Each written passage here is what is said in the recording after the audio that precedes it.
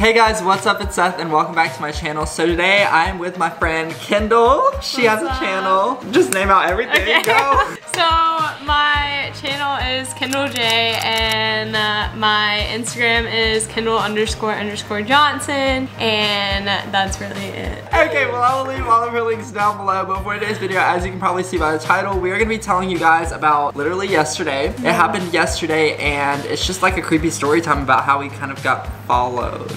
Yeah, I mean, it was freaking crazy. It was really crazy. So we were at Barnes & Noble's because we were meeting to talk about this video and like plan it out, and honestly we had like no idea what it was gonna be about. No. So we sat there for like 2 hours just talking and like planning stuff out, and then Barnes & Noble's was about to close. It was like 45 minutes before their closing time, and we decided to go to Bath & Body Works, which was like, what, 3 stores down? Yeah, it was 3 stores down, and the only reason we left Barnes & Noble to go to Bath & Body Works because you said you had to get some candles and like they closed at 9, so we were like, okay, well let's go there and like look around. Exactly. And so we walked down to Bath & Body Works. So we walked down to Bath & Body Works, you know, because they were about to close. She was shopping around for some candles, and the only reason that like I kind of got put on edge was because right before we went in there was a lady who came in there and tried to use a fake $100 bill to get like real money back, which is like very smart, by the way.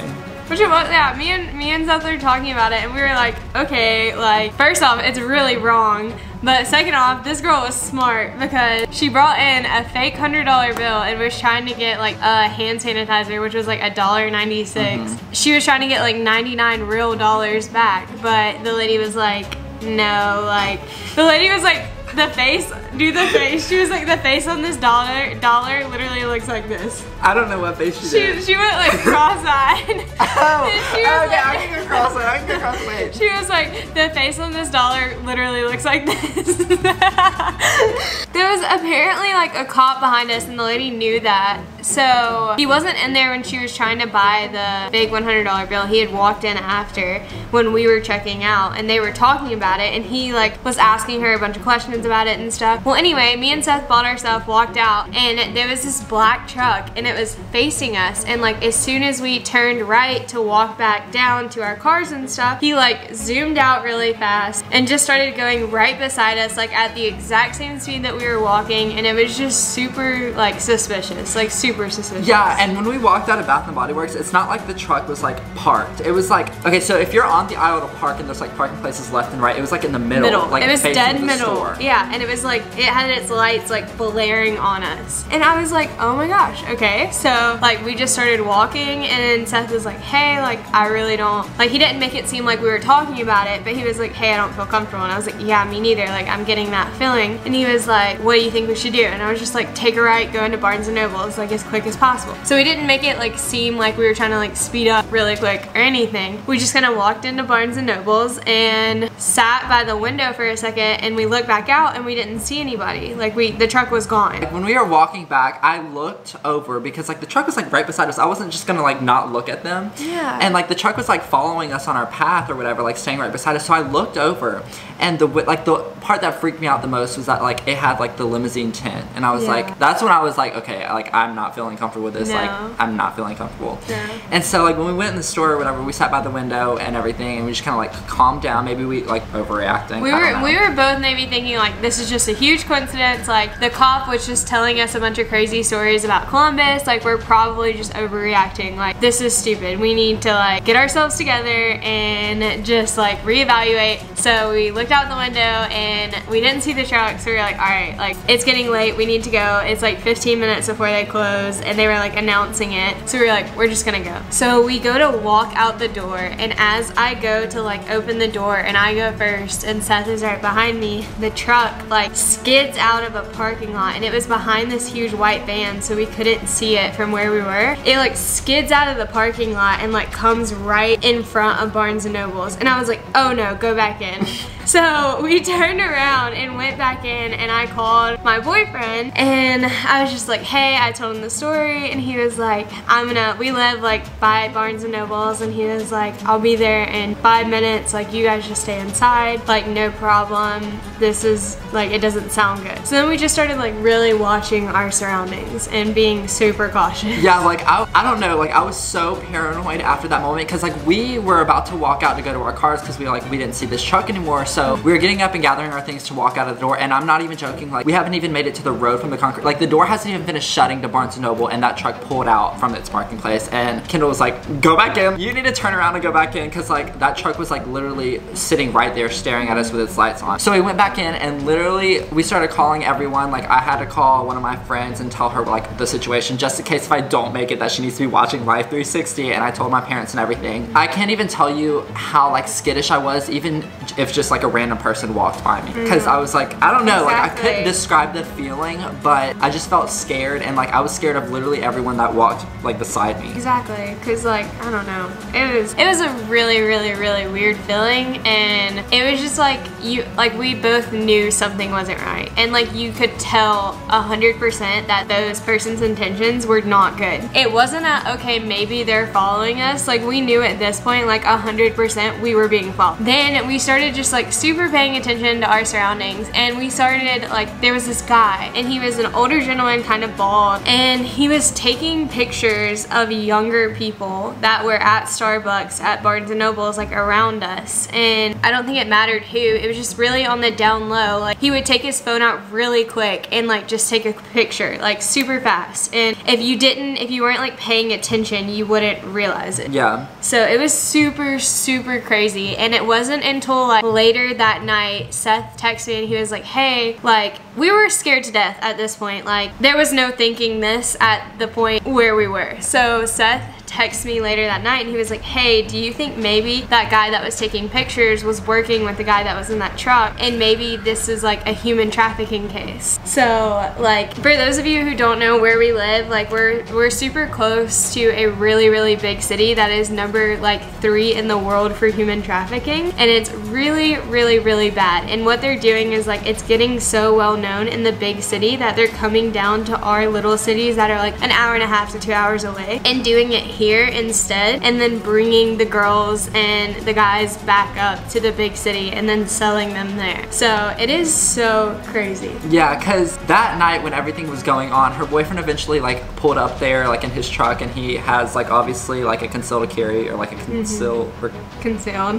a license to carry a gun. And so he pulled up or whatever, and then we were all standing in the parking lot and just like talking about it and explaining to him the whole situation from like start to finish. And that's when we noticed the guy that got off the bike or whatever was taking pictures of a young group of people in Barnes & Noble. And if all of this hadn't have happened, we probably wouldn't have noticed it, but the people in Barnes & Noble and his angle of view from where he was taking the picture were a young group of people, because I remember like going inside of there freaking out, just like paying attention to all of my surroundings, because I was so freaked out that I remember a young group of people sitting at that like very front table. Yeah. And I'm not saying they were like really young, but they were kind of maybe 16 or 17-ish. I don't know. But yeah, we saw him taking pictures, and she actually pointed it out, because I wasn't facing Barnes & Noble, they were facing Barnes & Noble, and she actually pointed it out. And that's when I like got home, settled down, and had the thought that like maybe they were like working together in like sex trafficking or something like that. It's just a really big coincidence that all this happened, because even this morning my grandma actually sent me a video of somebody in our hometown that this had recently happened to, and it happened to this woman who is like 56 years old, is what she said. It's happened to her at 2 different stores in our local town in the past like 2 weeks, where she has been followed into the store. Like they see what car she gets out of, she gets followed into the store, they follow her around the store, and the guy is taking pictures of her and sending it to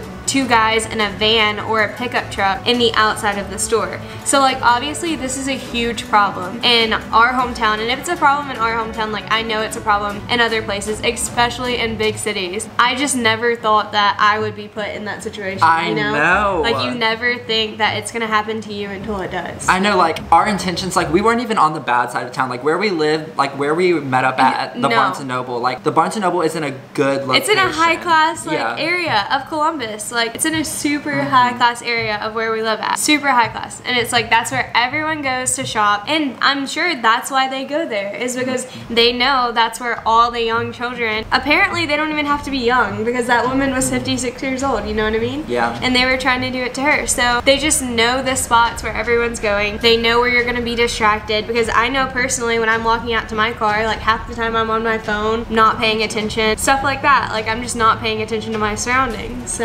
And like I don't, like this is a story time video obviously, but like we're trying to like tell you to like be careful and like watch your surroundings and like just know that these type of things can happen. And like we never thought in a million years that we'd be put in this situation. Like this is only in the movies, like where someone follows you around and you get scared and adrenaline and like you call everyone. But like this literally happened, and like I know most of the story times that you see, like people usually make them up to get views or whatever. But like this is like real. Like it was so insane. Like I don't know, this morning I like made a Facebook post about it and telling everyone about the whole situation so everyone in our area can know, and like fathers will tell their daughters, mothers will tell their daughters, mothers will inform their families, just anything, because I don't want anyone, like I can't imagine what I would do if like that was my daughter and like it actually happened, you know? Oh, I have no clue. Even if that's yourself or like myself. That's what I mean. Like I don't know. That's what Jake said. Like when he came and picked me up, he was like, "I'm so glad you called me. Like you and Seth both. Like I'm so thankful you guys called me, because I don't know like what I would do if something happened to you guys." Like I know. He was just like, "I'm so thankful," because I was like, "I'm sorry." Like when I called him, I was like, "I'm sorry. I don't want to bother you. I know you're working on your videos, but like this is what's happened." And he was like, "No, I'll be there in like 5 minutes."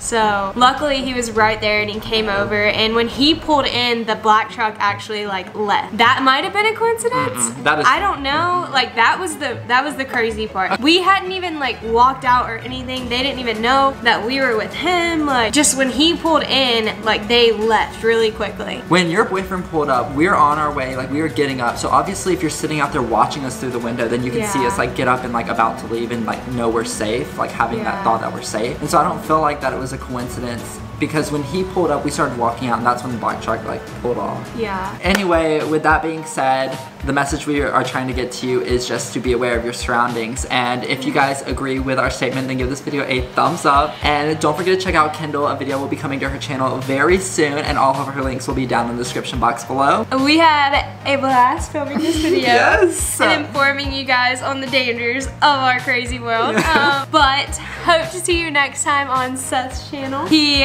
uploads videos almost daily. At my banner next time. At his banner. Seth is an amazing guy, you guys. He is so much fun to work with, and make sure you hit that subscribe button below and like his channel, give it a big thumbs up. Aww. And we are gonna be doing so much together in the future, and it's gonna be a lot of fun, and I'm so excited for it. So hope you guys liked the video, and we will see you on both of our channels on the next video. Bye guys. Bye guys.